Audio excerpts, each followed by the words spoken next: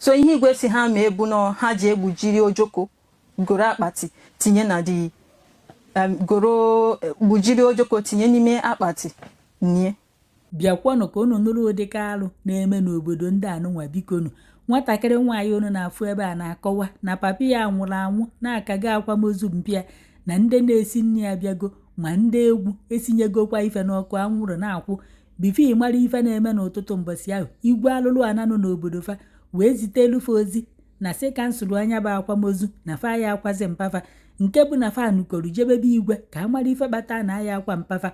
O wee bụrụ na nwanne papa ụmụazị a okenye alụlụ a na okenye na-anọ n'ụlọ ewu anwụrị n'ọgbụrị na ọnya nwa ji egwu igwe ka a kagbuo onye bụ akwamozu ụna na-anụkwa igwe wee kagbuo akwamozu ahụ fa wee kakwa nke ịbụọ igwe kagbukwa nya bụ akwamozu wee na-ajụzi igwe kedu ife kpatara iji wee kagbu nya bụ akwamozu. Nwanne papa ụmụazị a wee sị na papa ụmụazị a nwere diọkpala ọ mụtara ebe ọzọ wee sị na-enyere onye nke ahụ 3 days ka o jee kpọta nya bụ diọkpala papa ụmụazị a mụtara ebe ọzọ. Asị na 3 days gaa na enweghị onye akpọta. Ụmụazị unu na-afụ kịta wee nasa ebe fa na ọrụ oyibo. Unu amazikwa alụ melo nwanne papa ụmụazị a na igwe alụlụ a na fa nwere n'obodo fa wee jee gbaka aka wee kanye akwamozu na-agwazighị ụmụazị a na-aya akwa papa fa. Olu mbọsị ahụ maka ndị ji akwụkwọ ebe eji edebe onye nwụrụ anwụ bụ ụmụazị anụnwa na-akwa ozu fanwa ji akwụkwọ fa nwere ikikere iji ebupụta nya bụ ozu na onye ọzọ ama njekwanụ buru nya bụ ozu. Igwe wee sị nwanne papa ụmụazị anụnwa na fa ji egbujiri ojoko ka fa tinye n'akpati ka e wee nyie asị papa ụmụazị anụnwa mana onye nwụrụ anwụ aha achọ ozu ya achọ ozu ya dị ebe a na-echekwaba ndị nwụrụ anwụ. Nwanne papa ụmụazị abụọ ọnwụ mere eze na igwe alụlụ a na fa nwere n'obodo fa na fa ezighị ụmụazị anụnwa na-akwa papa fa. Unu amazikwa ndị kwala ozu igwe na nwanne papa ụmụazị anụnwa. Ndị okenye alụlụ a nọ n'obodo ndị okenye na-anọ n'ụlọ iwu anwụrị n'ọgbụrị fa akwagokwa ozu mana nwoke nwụrụ anwụ ka nụkwa ebe a na-echekwaba ndị nwụrụ anwụ. Gwagodunu m ụdịka alụ dị ife nke a bikonu anaghị etiwusikwa n'ụfọdụ ọfa gburu ka ọ gịnị ka ọ na fa achọghọ ka akwa nwoke mmadụ. Kedu ife fa na-agbachiri ka a ghara inyi nwoke mmadụ n'ala o metakwa onye werukwo na isi eburu.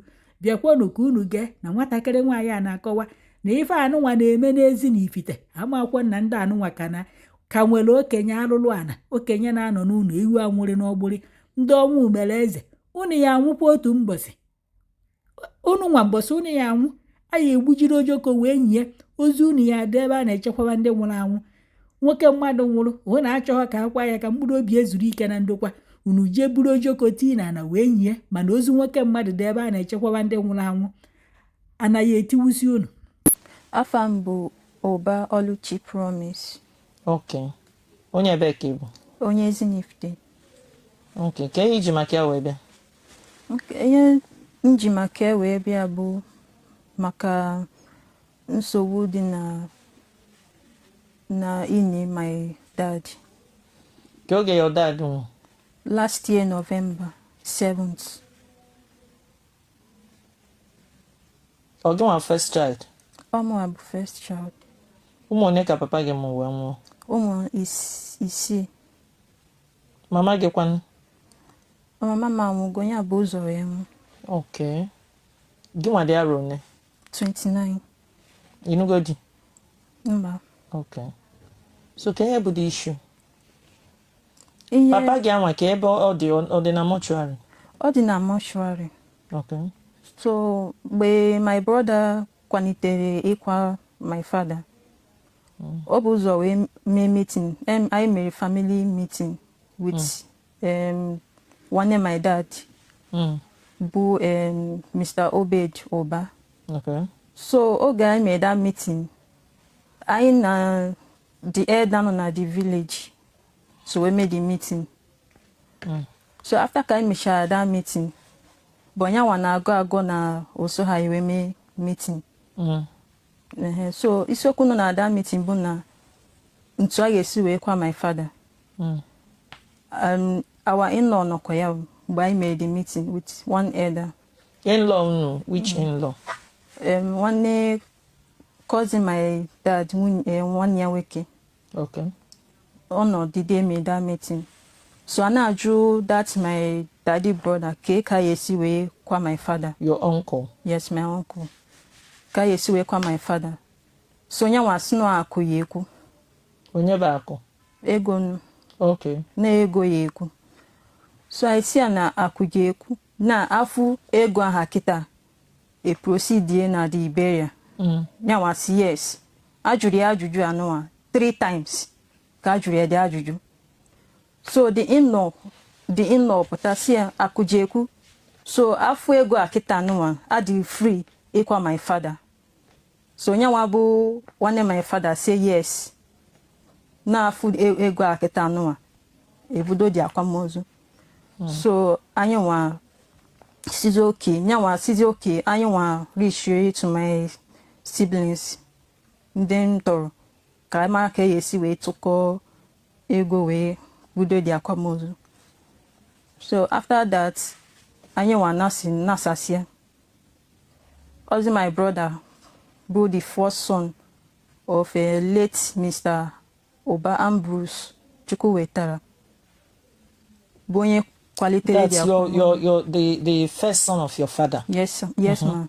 So nyanwa bụ onye kwalitere the ịkwa dị akwamozu so before then ọ kpọrọ ndị ụmụnna oku ntu esi akpọ ha oku with ọjị asụrụ ha ntu esi asụpụrụ ha ọjị na akpọ ha oku so ndị ụmụnna ahụ bịaru ha were ihe omenala na-enye ha so ọ dịzịa na-asịzi ha ọkwa adị free ime dị akwamozu so asị ka ha kpọọ chairman ha so chairman ha na-akpọ bụ cousin my dad kwa ya nyanwa bụ last born cousin my dad ha in the other side so ha kpọọ that one na phone cause ọ nọ na Lagos mgbe a kpọrọ ya so a na-anụ na background na ha ngụnwa mmanya ha ṅụcha mmanya ha na ya ka o kwuru ka anyị nọ na the background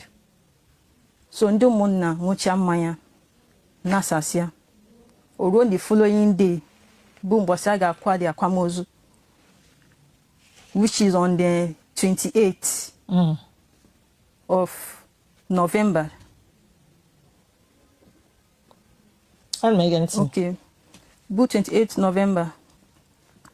The following morning, anyị amaghị onye ha zitere ha bịa. Already ndị na-esi nri nọ ha ebidogo siwe nri.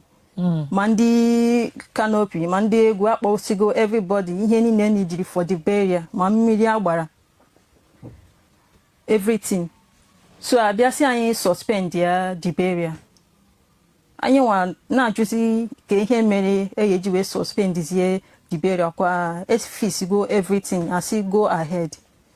So abịa si igwe na igwe siri si suspend ya the burial. Nwanne m nwoke with that our in-law and my sister nke ntọrọ direct ha gawa na nke igwe aja erusi ebe a jụwa igwe ka ihe merenụ so igwe kpọkwada my daddy's brother so a nọkọzi ebe a ka ha nọkọrọ meeting a na-ajụzi ihe merenụ so asị that my daddy's brother now binye na-asị na anyị pere mpe anyị ka bụ ụmụazị chakwa o si wee tinye na anyị ka bụ ụmụazị then Samuel igwe jụọ ka ihe mere eji wee cancel the burial Samuel bulitere dị okwu na-asị na my brother abụghị the first son so ebe a ka anyị nọ na-asịzi my brother abụghị the first son ka ezi ebe the first Samuel Anwa bụ your uncle? Yes, my daddy's cousin. Okay. So Samuel na-asị na my brother abụghị the first son of my father. So ajụwazie ya ka ezi ebe the first son nọ. So igwe onwe ihe igwe kwuru ihe igwe kwuzi bụ anyị jewe na nke PG ka anyị jee settle all the matter there. Anyị ebili ejewe na nke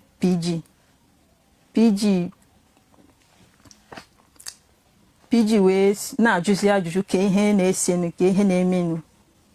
So Obed bụ nwanne my father sorokwa ọnụ Samuel na-asị na my brother abụghị the first son. So PG wee sizi oke ebe ọbụla dị okwu arịgotego otu a, anyị suspend ya everything anyị na-eme from now ka achọta onye bụ the first son. So the PG gwa ha na onye ha 2 days provide onye bụ the first son. Oke anyị anọdụ anyị chegide ka a provide onye bụ the first son, anyị afụrụ. So mụ na ụmụnne m nasasịa ntụ aka anyị siri nasasịa to our various base ebe anyị base. So ọ nọkọtakwa obere oge asịkwa anyị na ndị village kpọọ anyị na phone that na anyị nekwa ihe na-eme, asị ka ihe na-eme, asị na nwanne my father ga-aga feast kwa another burial. I say ana ọ chọtago onye bụ the first son. Ọsị mba, anyị na-efix go date. Ke date ha fix now? Na I think January. January nke na-abịa abịa. January this year ka ha tinyere that burial. Nke gagolo aga? Yes, nke gara aga. So I bịazie nwanne m nwoke na-akpọ that Obed na phone na-asị ya brother, ihe ị na-emekwanụ adịghị mma. Ọkwa maka dị okwu fourth son na-anụnwa ka eji wee suspend ya burial nyanwa feastiri.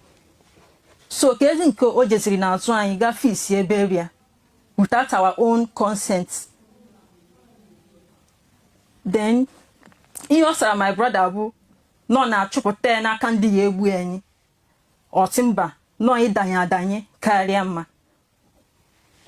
My brother jụkwa ya ọzọ na ọ chọtago onye bụ the first son. Ọ saghị asa. Ihe anyị nọ na background nwunye ya na ebe a na-akpọwa my brother iyi. Mbụ nwunye kpọwa my brother iyi. Na-asị ya thunder gbagbusikwa anyị niile. So my brother jụkwa ya the third question na ọ chọtago onye ha bụ the first son.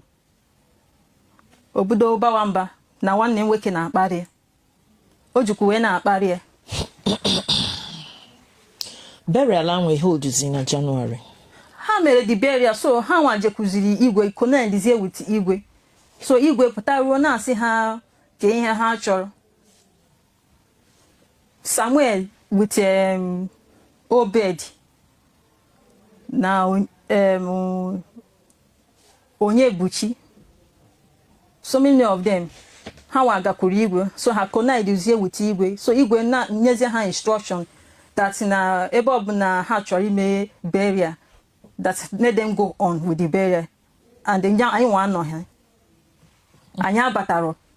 It's okay. Hey, megonu the burial. I'm megonu the burial now. They carried the corpse. They couldn't have access to the corpse because we are with the paper. So ihe igwe si ha ma ebu no ha ji egbujiri ojoko goro akpati tinye na di goro gbujiri ojoko tinye n'ime akpati nye. Okay. Since he be ebe, the first time he be ebe, mego ndị niile invite. Oh, ọkpọrọ ha. Nwete ndo nwetere. Still send this invoice message to them before ọkpọm bịa. So abịago m chegide na form fa. None of them came. None of them.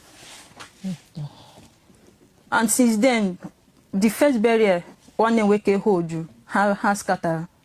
And the second one again, office has scattered. Oh, ego. So bad.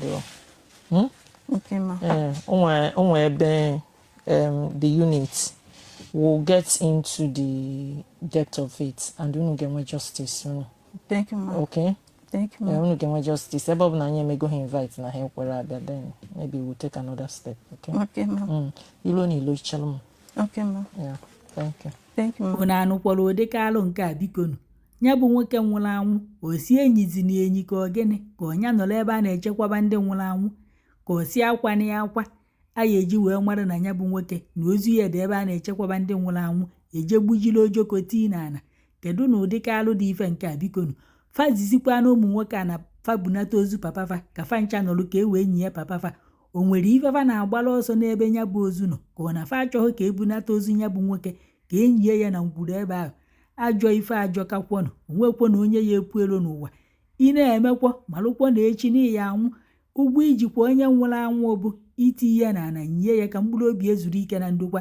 Nwoke mmadụ na ebe a na-echekwaba ndị nwụrụ anwụ, unu jee gbujiri ojoko nyie na ana, asị na ọnya bụ nwoke ka ọ na-afụghị ozie. Aghọtaghị m obodo anụnwa kedu ụdị ka igwe dị ife nke a bikonu.